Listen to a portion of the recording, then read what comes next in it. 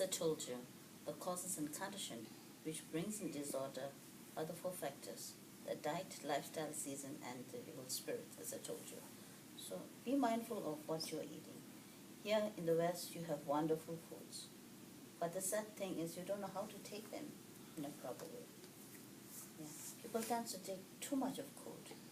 As a matter of fact, you're overindulging with cold, raw foods. Of course, there's no denying of the fact what naturopathy says about the proteins, the food values of the vegetables in its raw form. But it's equally important that you should know how strong your digestion is, which is going to convert that pact of values into energy in your body.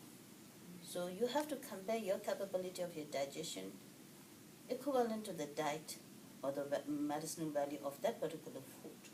In Tibetan, we say if it's in abundance, it's a food. And if it's scarcity, it's a medicine. So if there's something which you have too much, then you take it as food. But if it's something which you don't get so abundantly, then you have to take it as a medicine. So therefore, I would say you're blessed with so many wonderful foods, but if you can cut down on cold foods, raw foods, yeah, that would do enormous help to you. And the second is lifestyle. Yeah, you brothers and sisters are pushing things too far. I think you guys need to slow down.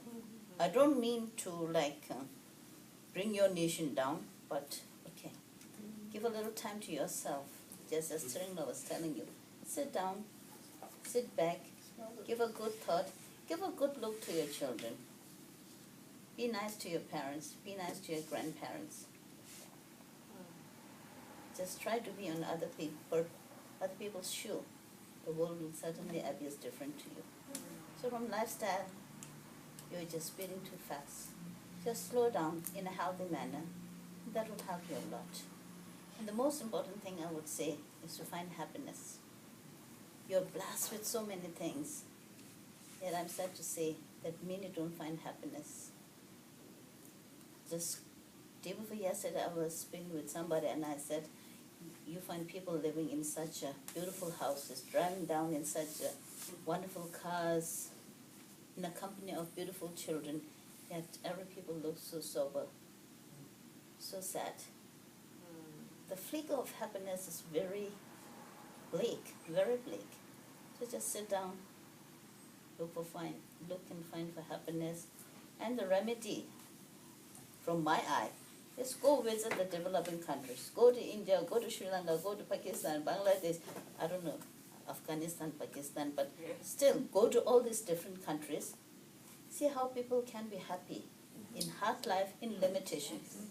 Come back, then you will know how blessed you are. Then you will start to count your blessing. Send your young children to developing countries. Get them acquainted with a hard life. They'll come back, fold their hands to you and say, Papa, Mama, I'm really happy to have you as my parents. Do that, very simple. Some of the biggest world's problems have the simplest solution.